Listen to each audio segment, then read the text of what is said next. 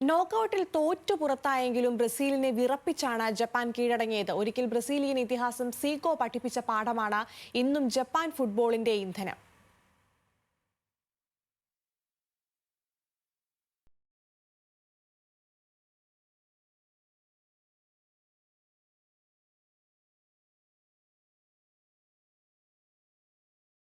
ലോകകപ്പ് നോക്കൌട്ടിൽ ബ്രസീലിനോട് 1-നെതിരെ 2 ഗോളുകൾക്ക് തോറ്റെങ്കിലും കാനറികളുടെ നെഞ്ചെടുപ്പ് കൂട്ടിയാണ് ജപ്പാൻ വിശ്വവേദിയിൽ നിന്ന് തലയുയർത്തി മടങ്ങിയത്. ഫുട്ബോൾ വെറുമൊരു കളിയല്ല, അതിനപ്പുറം ചില സ്വപ്നങ്ങളുടെ കഥയാണെന്ന് ജപ്പാന്റെ ഓരോ നീക്കങ്ങളും തെളിയിച്ചു. ബ്രസീലിനെതിരെ ബ്രസീലിയൻ ശൈലിയിൽ തന്നെ ജപ്പാൻ പൊരുതിയപ്പോൾ അതിന് പിന്നിൽ പ്രവർത്തിച്ചത് ഒരു ബ്രസീലിയൻ ഇതിഹാസത്തിന്റെ തന്നെ മനസ്സ് ആണെന്നതാണ് കൗതുകം. അതാണ് സാക്ഷാൽ സീക്കോ. ഒരു കാലത്ത് സീക്കോ ജപ്പാനെ പഠിപ്പിച്ച ഫുട്ബോൾ പാഠങ്ങളാണ് ഇന്നും അവരുടെ പ്രധാന ഇന്ധനം.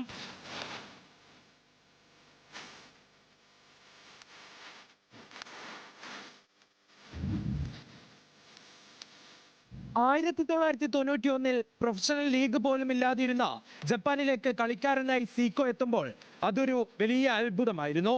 എന്നാൽ വെറുമൊരു വിദേശ താരമായി ഒതുങ്ങാതെ ജപ്പാൻ ഫുട്ബോളിന്റെ അടിത്തറ പാകിയ ഒരു ഫുട്ബോൾ മിഷനറിയായി സീക്കോ മാറി. കഷിമ ആന്റിലേഴ്സ് ക്ലബിലൂടെ ജപ്പാൻ ലീഗിനെ ജനപ്രിയമാക്കിയ സീക്കോ പിന്നീട് 2002 മുതൽ 2006 വരെ ജപ്പാന്റെ ദേശീയ ടീമിന്റെ പരിശീലകനുമായിരുന്നു.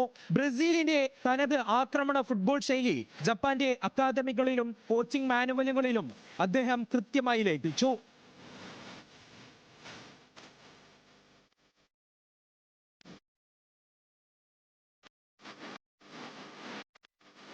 യൂറോപ്പിനെയോ ലാറ്റിൻ അമേരിക്കയോ അനുകരിക്കാതെ സ്വന്തം വഴിയിലൂടെ എങ്ങനെ ലോക നിലവാരത്തിലേക്ക് ഉയരാമെന്ന് ജപ്പാനെ പഠിപ്പിച്ചത് സീക്കോയാണ്. കാലുകൾക്ക് മുൻപേ തലകൊണ്ട് ചിന്തിക്കുക എന്ന സീക്കോവിന്റെ തത്വം ഇന്നും ജപ്പാന്റെ യൂത്ത് അക്കാദമികൾ പിന്തുടരുന്നു. കാർലോ അഞ്ചലോട്ടിയുടെ ബ്രസീലിനെതിരെ ജപ്പാൻ കളത്തിലെത്തിയപ്പോൾ താരങ്ങളുടെ ഉള്ളിൽ തുടിച്ചതും ആ ബ്രസീലിയൻ ഇതിഹാസത്തിന്റെ ഫുട്ബോൾ DNA തന്നെയായിരുന്നു. ഈ ലോകകപ്പിൽ നിന്ന് അവർ പുറത്തായിരിക്കാം, പക്ഷേ സീക്കോ കൊളുത്തിയ ആ ഫുട്ബോൾ അഗ്നി വരും വർഷങ്ങളിൽ ജപ്പാനെ കൂടുതൽ കരുത്തരാക്കുമെന്ന് ഉറപ്പാണ്.